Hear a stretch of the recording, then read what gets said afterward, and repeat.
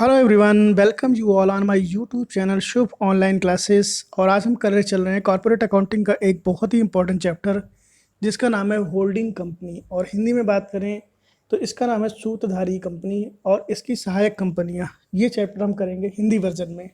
Start करते हैं chapter को, जो कि है चैप्टर नंबर 7। और इस चैप्टर से 20 नंबर का न्यूमेरिकल और 20 नंबर का थ्योरी पार्ट में आता है। तो बहुत ही इंपॉर्टेंट होने वाला है ये चैप्टर। इस वीडियो में मैं पूरा इंटायर कवर करूंगा आपको सिलेबस को, जो कि इसका थ्योरी पार्ट भी है और इसका न्यूमेरिकल पार्ट है। दोनों ही कराऊंगा। और इसमें कुछ ऐसे न्यूमेरिकल्स हैं जो 99% आपके एग्जाम में आते ही आते हैं। तो वीडियो बहुत ध्यान से देखिएगा, कहीं भी स्किप मत करिएगा, ताकि आपको पूरा समझ में आ जाए चैप्टर एक बार में ही। होल्डिंग कंपनी का मतलब क्या होता है? सूत्रधारी कंपनी का मतलब ये होता है कि जब किसी भी कोई एक मेन कंपनी होती है और उसकी सब्सिडरी यानी सहायक कुछ कंपनियां होती हैं, इस तरह की जो कंपनी होती है उसको हम होल्डिंग कंपनी यानी सूत्रधारी कंपनी कहते हैं। अब होल्डिंग कंपनी बनाने का क्या रीजंस है? देखिए, आजकल जो बिजनेस है, बिजनेस को हमें क्या करना है? ग्रो कराना है। बिजनेस को ग्रो कराने के लिए या तो कंपनियों का एब्जॉर्प्शन होगा, या एमलगमेशन होगा, या इनका कंट्रोल यानी एब्जॉर्प्शन होगा। इस टाइप के जो जो चीज़ें होती हैं, इसी का एक तरीका है होल्डिंग कंपनी।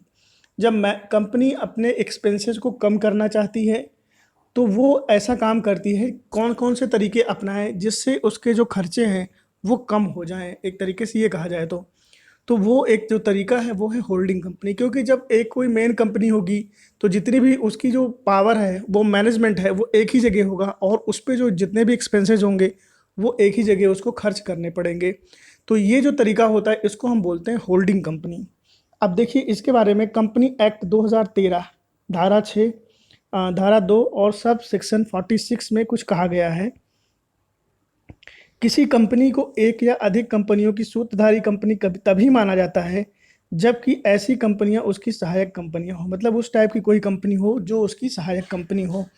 स्पष्ट है, सूत्रधारी कंपनी वह है जिसकी एक या एक से अधिक सहायक कंपनियां हों और वह उन पर नियंत्रण रखती हो। तो ये जो कंपनी होंगी वो क्या कहलाएंगी? आपकी सूत्रधारी कंपनी कहलाएंगी। अब सहायक कंपनी की बात कर लेते हैं।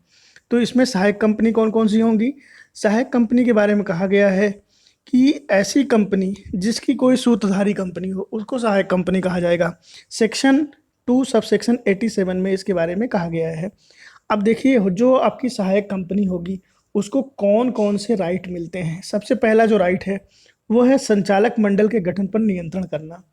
तो संचालक मंडल जो भी होगा, जो हमारा बॉडी होगी, उसको कंट्रोल करने का जो राइट होता है वो होल्ड ये सब्सिडरी कंपनी के पास होता है, यानी सहायक कंपनी के पास होता है। आधे से अधिक मताधिकार पर नियंत्रण होता है इनका।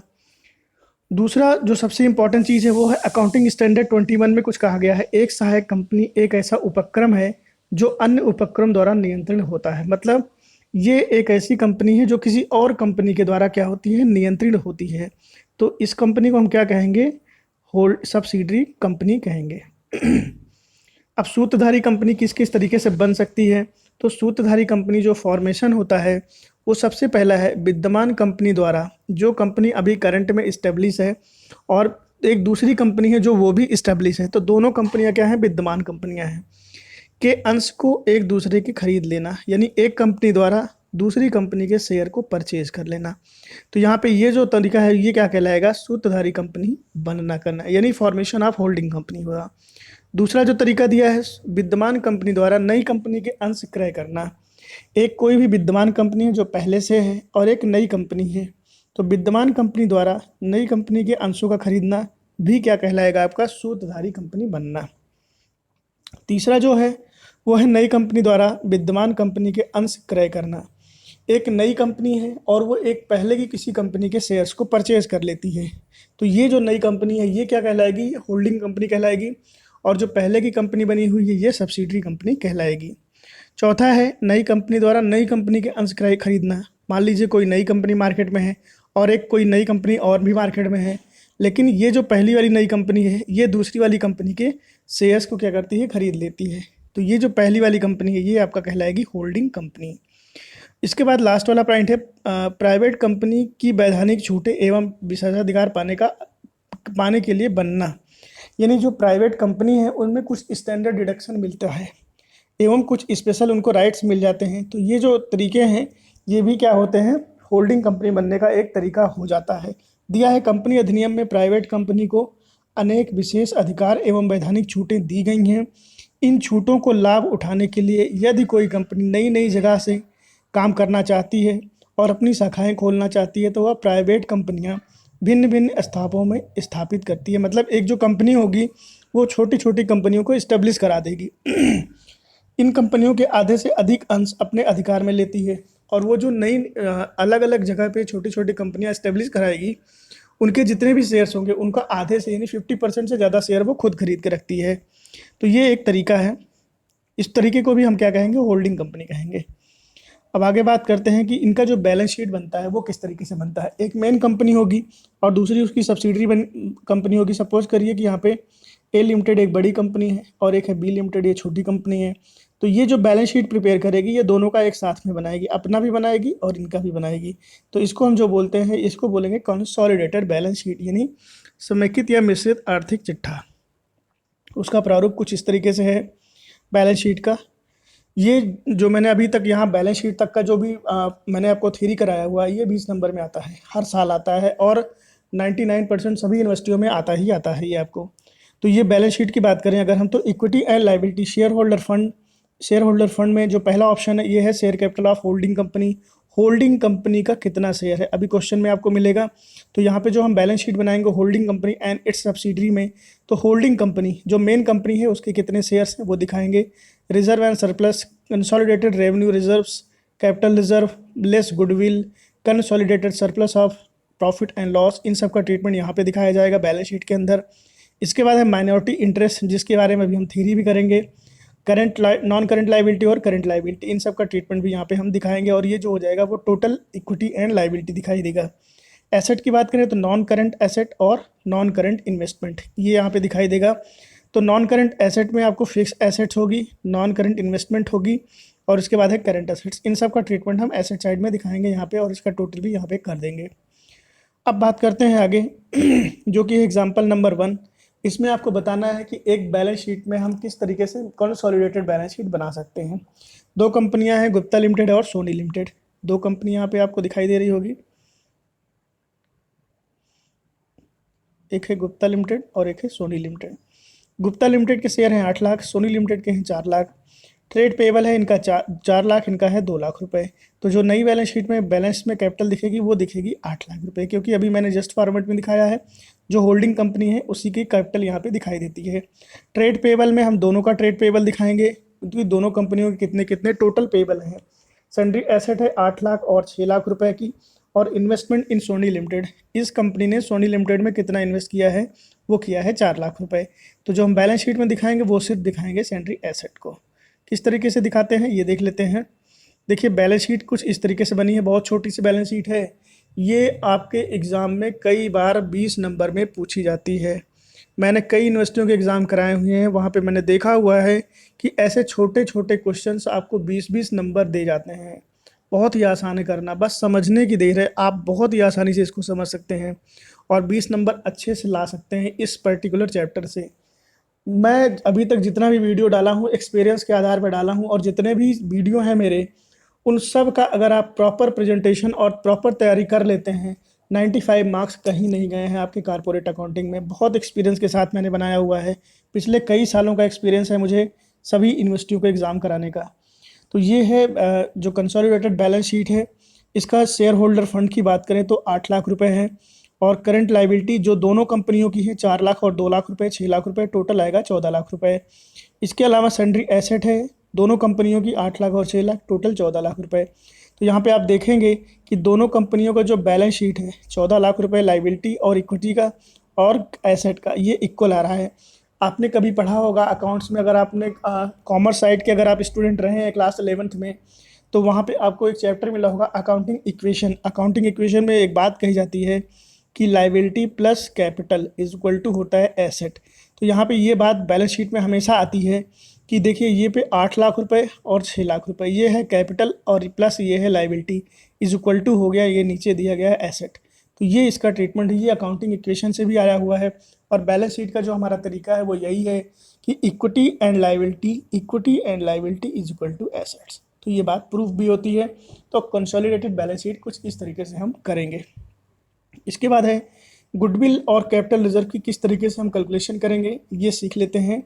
देखिए यहाँ पे होता क्या है, जब हम कल कैपिटल रिजर्व की बात करते हैं तो कैपिटल रिजर्व का जो कैलकुलेशन है वो आसान है करना, बस समझने का है कि आप किस तरीके से इसको अच्छे से समझ सकते हैं।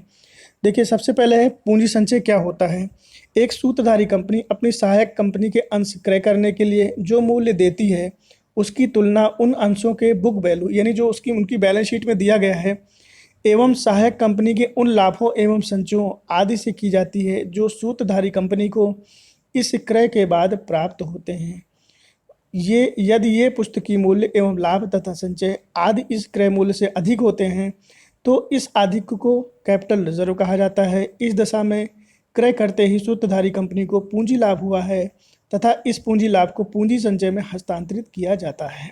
इसका कैलकुलेशन मैं आपको अभी नीचे दिखाऊंगा, वहाँ पे आपको बहुत ज़्यादा अच्छे से समझ में आ जाएगा कैपिटल रिजर्व के क्या कहना चाह रहा है थ्योरी में। इसके बाद है कैपिटल रिजर्व की हम गणना किस तरीके से करेंगे, कंप्यूटेशन किस तरीके से करेंगे। यदि निम्नांकित का जोड़ सूत्रधारी कंपनी द्वारा दिए हुए क्रय मूल्य से अधिक होता है तो इस अधिक की गणना ही कैपिटल रिजर्व कहलाती है। अब देखो यहाँ पे कौन कौन सी चीज़ें आती हैं। क्रय किए हुए अंशों का पुस्तकीय मूल्य यानी बैलेंस शीट में जो दिया गया है वैल्यू वो दिखाई देगा। उसके बाद है क्रय की तिथि से पहले सहायक कंपनी के संचय में सूत्रधारी कंपनी का कितना भाग है। जो सब्सिडरी बैलेंस शीट है सब्सिडरी कंपनी की, उसकी बैलेंस शीट में जो होल्डिंग कंपनी है उसने कितने के शेयर ले रखे हैं, ये हम यहाँ पे दिखाएंगे। इसके बाद जो तीसरा पॉइंट है वो है क्रय की तिथि के पूर्व सहायक कंपनी के फंड में सूत्रधारी कंपनी का कितना भाग है।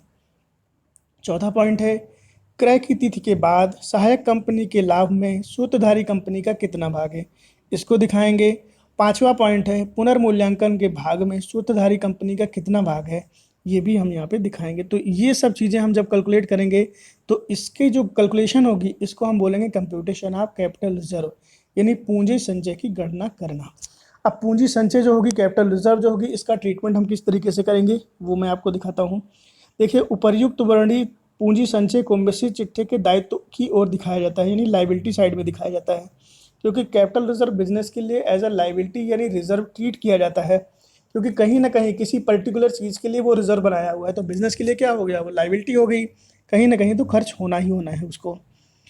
दूसरा पॉइंट इसके अंदर दिया है यदि ख्याति की राशि पूंजी संचय से अधिक होती है तो इस पूंजी संचय को ख्याति में घटा दिया जाता है।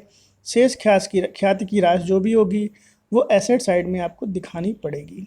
पॉइंट नंबर 3 इसी के अंदर है यदि पूंजी संचय यानी कैपिटल रिजर्व की राशि गुडविल से अधिक होती है तो गुडविल को पूंजी संचय यानी कैपिटल रिजर्व में से घटाया जाता है और कैपिटल रिजर्व की शेष राशि कंसोलिडेटेड बैलेंस शीट की लाइबिलिटी साइड में दिखाई जाती है।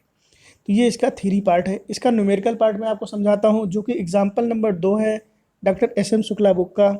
एच लिमिटेड और एस लिमिटेड ये दो कंपनियां हैं, इनका बैलेंस शीट दिया गया है आपको।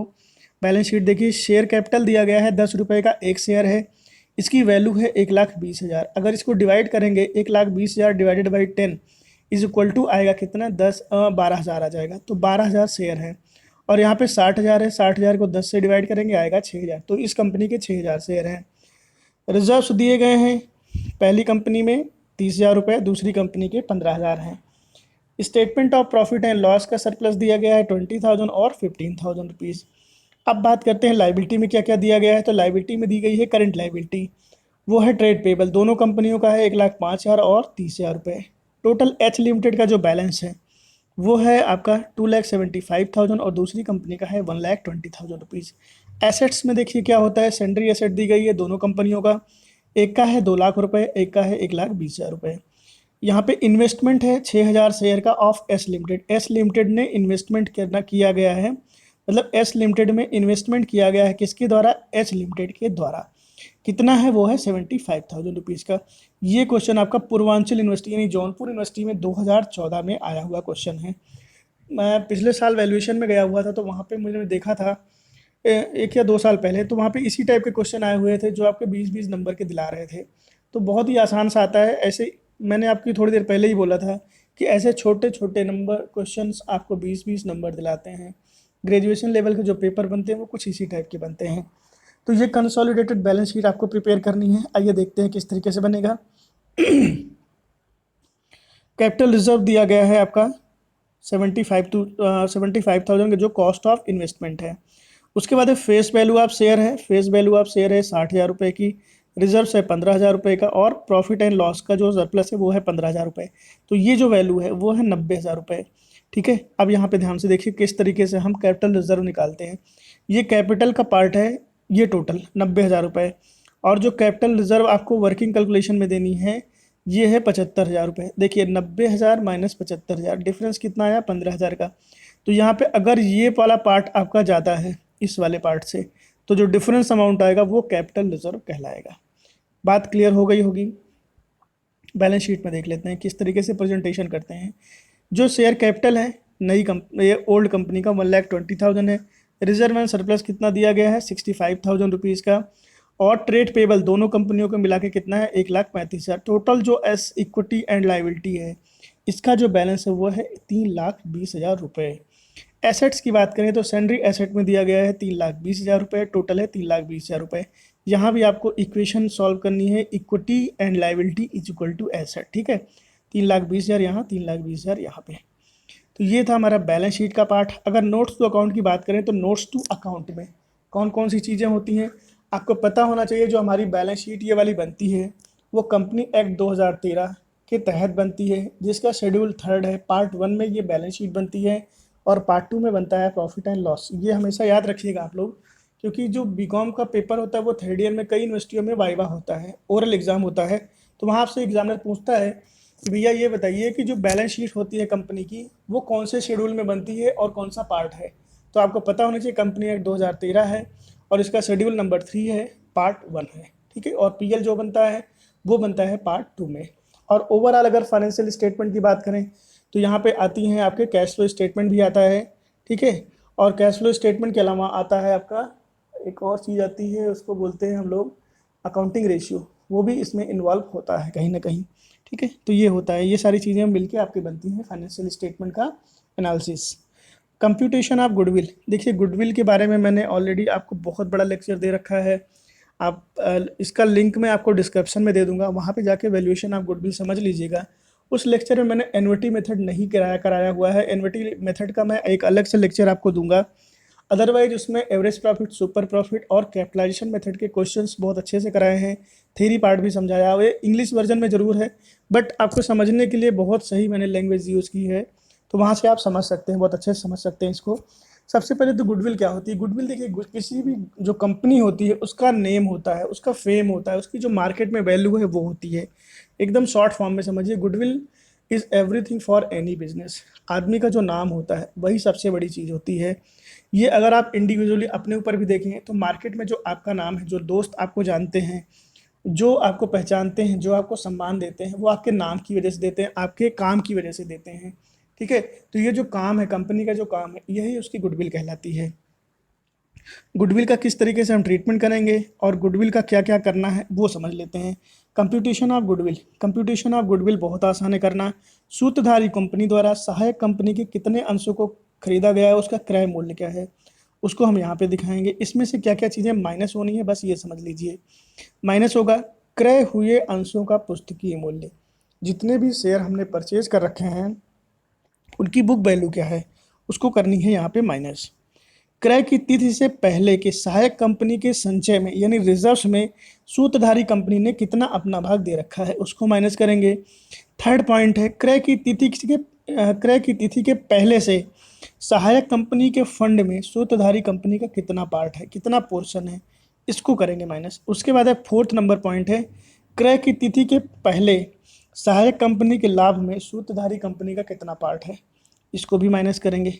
और लास्ट पॉइंट है पुनर्मूल्यांकन के लाभ में सूत्रधारी कंपनी का कितना पार्ट इन्वॉल्व है, उसमें से घटाया जाएगा पुनर्मूल्यांकन की हार में सूत्रधारी कंपनी का कितना भाग है। अगर लाभ होगा तो भी माइनस होगा, और जो घटाना है अगर सूत्रधारी कंपनी का कितना भाग है हानि में, तो वो भी यहाँ पे ट्रीटमेंट दिखाया जाएगा। तो ये टोटल करेंगे और उसको यहाँ पे दिखाएंगे और इस टोटल से इसको माइनस करेंगे, तो यहाँ पे जो डिफरेंस अमाउंट होगा वो होगा कंप्यूटेशन ऑफ गुडविल। तो कुछ इस तरीके से इसका हम कंप्यूटेशन करेंगे। अब बात करते हैं किस तरीके से इसकी रिकॉर्डिंग करेंगे, अकाउंट्स में किस तरीके से रिकॉर्डिंग करेंगे, तो वो हम समझ लेते हैं कुछ यहाँ पे थ्योरी पार्ट की वजह से। उपर्युक्त वर्णित विधि से निकाली गई ख्याति की राशि को बैलेंस शीट के संपत्ति की ओर दिखाया जाता है, यानी जो कंसोलिडेटेड बैलेंस शीट बनेगी दोनों कंपनियों की, उसके एसेट साइड में इसको हम दिखाएंगे। दूसरा है पूंजी संचय या ख्याति से अधिक होने पर क्या लेखा होगा, यानी पूंजी संचय अगर अधिक होगी ख्याति से तो उस समय हम जनरल एंट्री क्या करेंगे या क्या ट्रीटमेंट दिखाएंगे। यदि पूंजी संचय पहले से दिया है और पूंजी संचय की राशि ख्याति की राशि से अधिक है, यानी कैपिटल रिजर्व यहाँ पे अधिक है गुडविल से, तो ख्याति को पूंजी संचय में घटा दिया जाएगा, यानी जो गुडविल का अमाउंट है वो कैपिटल रिजर्व से माइनस कर दिया जाएगा और जो शेष पैसा बचेगा उसे हम कहाँ दिखाएंगे, उसे हम दिखाएंगे लाइबिलिटी साइड में, क्योंकि हमारा रिजर्व ज़्यादा है। जब भी रिजर्व ज़्यादा होगा तो वो आपके लाइबिलिटी साइड में ट्रीटमेंट हो जाएगा। तीसरा पॉइंट है, बहुत इंपॉर्टेंट है पॉइंट, ख्याति का पूंजी संचय से अधिक होना, यानी जब गुडविल का अमाउंट कैपिटल रिजर्व के अमाउंट से ज़्यादा हो जाएगा तो इस कंडीशन में हम क्या करेंगे, यदि ख्याति की राशि पूंजी संचय की राशि से अधिक है तो ख्याति की जितनी राशि पूंजी संचय के बराबर है उसे पूंजी संचय से अपलिखित करेंगे, यानी राइट ऑफ कर देंगे, और जो शेष राशि है उसे हम कहाँ दिखाएंगे, एसेट साइड में दिखा देंगे। तो गुडविल का पैसा मान लीजिए आपने 10,000 है और कैपिटल रिजर्व का पैसा है 8,000 रुपये, तो यहाँ जो गुडविल का पैसा 2,000 रुपये एक्सेस हो रहा है इसको हम दिखाएंगे एसेट साइड में 2,000 रुपये से। उसके बाद है चौथा नंबर पॉइंट है, ख्याति का पहले से ही होने पर क्या ट्रीटमेंट होगा। इसका मतलब होता है goodwill is already appeared in the balance sheet. यदि सूत्रधारी कंपनी एवं सहायक कंपनी में ख्याति पहले से दी गई है तो ख्याति को पुरानी ख्याति की राशियों में जोड़कर दिखाया जाता है। ठीक है, ऊपर जो वर्णन ख्याति की राशि एवं पूंजी संचय का है उसके संबंध में यह ध्यान रखना आवश्यक है कि पुरानी ख्याति की राशि में नई आई ख्याति की राशि जोड़कर और फिर इस राशि की तुलना पूंजी संचय यानी कैपिटल रिजर्व की राशि से करनी चाहिए। तो गुडविल के बारे में ये कहा गया, जो पहले की गुडविल है और जो नई गुडविल है इन दोनों को जोड़कर कैपिटल रिजर्व के साथ इसका कंपैरिजन करेंगे और कंपैरिजन करने के बाद जो भी ट्रीटमेंट होगा, जैसे अगर गुडविल की राशि अधिक आती है तो उसको हम एसेट साइड में दिखाएंगे और रिजर्व ज़्यादा आता है तो रिजर्व को हम लाइबिलिटी साइड में दिखा देंगे। तो ये है इसका गुडविल का जो प्रॉपर ट्रीटमेंट है वो मैंने आपको यहाँ पे समझाया हुआ है। इसके बाद है नियंत्रण लागत एवं ख्याति में क्या अंतर होता है। तो नियंत्रण लागत यानी कॉस्ट ऑफ कंट्रोल और गुडविल में क्या क्या चीज़ें डिफरेंस होती हैं वो समझ लीजिए। अंशों की बड़ी संख्या के क्रय होने के कारण मूल्य बढ़ना। जब एक कंपनी दूसरी कंपनी के अंश बड़ी संख्या में क्रय करना चाहती है तो अंश बेचने वाले को यह स्थिति ज्ञात होने पर कि वे अंशों का मूल्य बढ़ा देते हैं। यह मूल्य इसलिए नहीं बढ़ा देते कि कंपनी का लाभ अधिक हो रहा है, वरन इसलिए बढ़ा देते हैं क्योंकि दूसरी कंपनी इस कंपनी पर नियंत्रण करना चाहती है। अतः यह अधिक मूल्य ख्याति न होकर नियंत्रण लागत होती है। तो यहाँ पे बहुत स्पष्ट रूप से कहा गया जो कंट्रोलिंग कॉस्ट है उसके बारे में कि ऐसे इसलिए किया जाता है क्योंकि दूसरी जो कंपनी है वो हमारे शेयर को कहीं खरीद ना ले, इसलिए जो कॉस्ट है उसको इंक्रीज़ कर दिया जाता है और ये जो इंक्रीजिंग अमाउंट है उसको हम कहते हैं नियंत्रण लागत। ठीक है, पॉइंट नंबर 2 दिया गया है, क्रय करने वाली कंपनी का क्रय किए जाने वाली कंपनी के हित में होना। जब क्रय करने वाली कंपनी का क्रय की जाने वाली कंपनी में हित होता है यानी कुछ बेनिफिट होता है तो यह कंपनी अधिक से अधिक मूल्य देकर भी दूसरी कंपनी के अंश खरीदती है। यह अधिक मूल्य ख्याति ना होकर नियंत्रण लागत होती है। अब यहाँ पे समझ लीजिए कि सपोज करिए रिलायंस लिमिटेड है और उनके बड़े भाई रिलायंस इंडस्ट्री है, तो रिलायंस इंडस्ट्री रिलायंस लिमिटेड के जो भी शेयर्स हैं उनको खरीदती है क्योंकि उसमें उनका बेनिफिट है, क्योंकि रिलायंस कम्युनिकेशन का एक मार्केट वैल्यू था, जियो ने उनको खरीद लिया, अधिग्रहण कर लिया, तो कहीं ना कहीं इसमें जियो का भी फ़ायदा हुआ है। एक तरीके से ये एग्जाम्पल है। तो ये जो है उसको बोलते हैं हम कॉस्ट ऑफ कंट्रोल यानी नियंत्रण लागत बोला जाएगा। एकाधिकार प्राप्त होने के लिए चौथा यहाँ पे जो है एकाधिकार प्राप्त करने के लिए ये वाला पॉइंट समझ लीजिए, फिर ये वाला समझाता हूँ। कभी कभी एक कंपनी एकाधिकार प्राप्त करने के लिए दूसरी कंपनी या कंपनियों के अंश अधिक मूल्य देकर खरीद लेती है। यद्यपि इन कंपनियों की दशा अच्छी नहीं होती है फिर भी इस दशा में अधिक मूल्य ख्याति ना होकर नियंत्रण लागत होती है। देखिए होता क्या है, जब एक ही तरीके की कंपनी मार्केट में रन करती हैं तो सपोज करिए कोई कंपनी ज़्यादा अच्छा काम कर रही है और दूसरी कंपनी कम अच्छा काम कर रही है, लेकिन जो अच्छा काम करने वाली कंपनी है वो दूसरी कंपनी के शेयर इसलिए खरीद सकती है क्योंकि मार्केट में कभी भी बूम हो सकता है। मार्केट में देखिए क्या होता है ना, अचानक से कोई कस्टमर का मूवमेंट हो जाता है उस तरफ, तो उसके मन में ये कहीं ना कहीं डर बना रहता है, तो इसलिए वो दूसरी कंपनी के शेयर को क्या कर ली, खरीद लेती है। और जो तीसरा पॉइंट दिया है प्रतिस्पर्धा समाप्त करने के लिए, कई बार होता है जो सिमिलर टाइप की कंपनियां मार्केट में रन करती रहती हैं, दूसरी कंपनी क्या करती है कि वो उनके शेयर्स को खरीद लेती है, क्योंकि मार्केट में जो उनका प्रतिस्पर्धा है वो खत्म हो जाए और मोनोपोली आ जाए, उस कंपनी के पास पूरी पूरी मोनोपोली आ जाए, एक छत्र राज आ जाए। तो इसलिए भी दूसरी कंपनियों में अधिक से अधिक पैसा देकर वो उनके शेयर को खरीद लेते हैं। तो ये जो कंडीशन है उसको हम बोलते हैं नियंत्रण लागत, यानी कॉस्ट ऑफ कंट्रोल। एक क्वेश्चन है इलिस्ट्रेशन नंबर 4, एच लिमिटेड ने एच लिमिटेड में 31 मार्च 2014 को अंश प्राप्त किए। उस दिन चिट्ठे निम्न प्रकार हैं, यानी बैलेंस शीट ऐसे दी गई है। एच लिमिटेड है और एस लिमिटेड है। एच लिमिटेड में शेयर होल्डर फंड का शेयर कैपिटल दिया गया है 30,000 और 12,000 दोनों कंपनियों के अलग अलग हैं, जो कि 10 रुपये का एक है। रिजर्व एंड सरप्लस दिया गया है 5,000 रुपये, 4,000 रुपये। स्टेटमेंट प्रॉफिट एंड लॉस में 5,000 और 2,000 है। ट्रेड पेबल में 20,000 और 6,000 है। एसेट में दिया गया है 40,000 और 24,000, और इन्वेस्टमेंट दिया गया है 20,000। टोटल अगर बात करें हम लाइबिलिटी और कैपिटल की, तो 60,000 यहाँ पे इनकी कैपिटल है टोटल लाइबिलिटी के साथ में, और यहाँ इनकी एसेट 60,000, इनका 24,000 है और इनका भी 24,000 है। आपको कंसोलिडेटेड बैलेंस शीट प्रिपेयर करनी है। ये क्वेश्चन भी कई बार आया हुआ है आपके एग्जाम में इन्वेस्टी के। तो आइए सबसे पहले सीखते हैं कि गुडविल का कैलकुलेशन किस तरीके से करेंगे। पहला है कॉस्ट ऑफ इन्वेस्टमेंट। जितना टोटल कॉस्ट ऑफ इन्वेस्टमेंट यहाँ पे किया गया है 1200 शेयर का, वो कितना है, वो है 20,000 रुपये। ठीक है, अब ये 20,000 जो है उसमें से हमें क्या करना है, हमें करना है माइनस कौन कौन सी चीज़ें, face value of share, reserve और statement of profit and loss का जो सरप्लस है, इन सब को माइनस करेंगे। यहाँ आएगा कितना, 18,000 रुपये।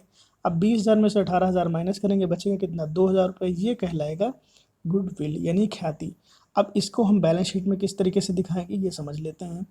बैलेंस शीट में सबसे पहले शेयर कैपिटल जो हमारी कंपनी है यानी मेन कंपनी का, उसके बाद रिजर्व एंड सरप्लस दिखा देंगे।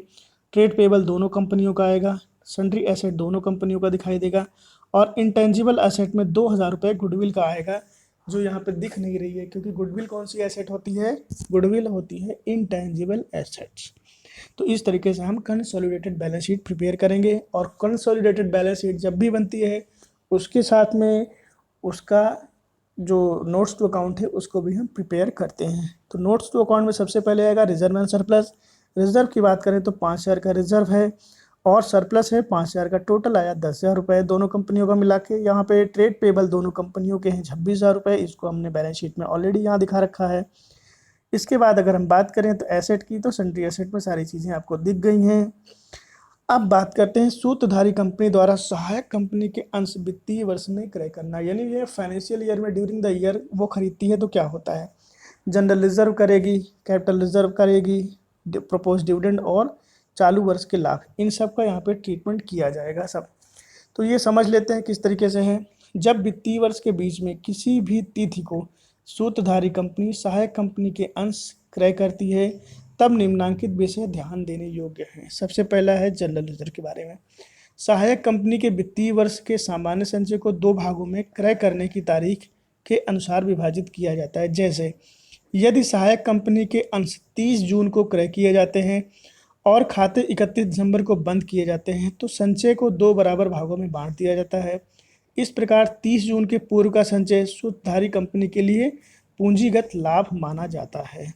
अब इसके बाद बात करें पूंजी संचय या कोष। सहायक कंपनी के वित्तीय वर्ष में पूंजी संचय का या कोष को भी उसी अनुपात में बांटा जाता है जिसमें उपर्युक्त वर्णित सामान्य संचित को बांटा गया है। क्रय की तिथि के पूर्व का यह संचय या कोष सूत्रधारी कंपनी के लिए पूंजी लाभ होता है। प्रपोज डिविडेंड की बात करते हैं। प्रपोज डिविडेंड क्या है, प्रस्तावित लाभांश, जिसको हम इंग्लिश में प्रपोज डिविडेंड करते हैं। इसका आशय होता है ऐसे लाभांश से जिसे घोषित कर दिया गया है कि भैया मैं तुमको दूंगा, पर अभी तक इसका भुगतान नहीं किया गया है। कंपनी ने प्रॉमिस कर दिया है कि I will pay you, but he is not payable during the year till date. ठीक है, अतः इसका भुगतान नहीं किया गया है। ऐसा करने में जितनी राशि का प्रस्तावित लाभांश होता है उससे लाभ की राशि कम हो जाती है। अतः इसे चालू वर्ष के लाभ में सम्मिलित कर लेना चाहिए। तो इसका ट्रीटमेंट इस तरीके से हम करेंगे। इसके बाद है चालू वर्ष के लाभ यानी profit of the current period, यानी करंट ईयर का जो प्रॉफिट है उसके लिए हम क्या ट्रीटमेंट करेंगे। सहायक कंपनी के चालू वर्ष के लाभ भी क्रय करने की तिथि के अनुपात में बांटे जाते हैं। जो भाग क्रय की तिथि के पूर्व होते हैं उसे सूत्रधारी कंपनी के दृष्टिकोण से पूंजीगत लाभ माना जाता है। तो ये इसका थ्योरी पार्ट है। एक इसका एग्जाम्पल है, एग्जाम्पल नंबर 7वां। 31 मार्च 2013 को एस लिमिटेड का लाभ हानि विवरण 10,000 रुपये का शेष दर्शाता है, यानी 10,000 का इनका प्रॉफिट है।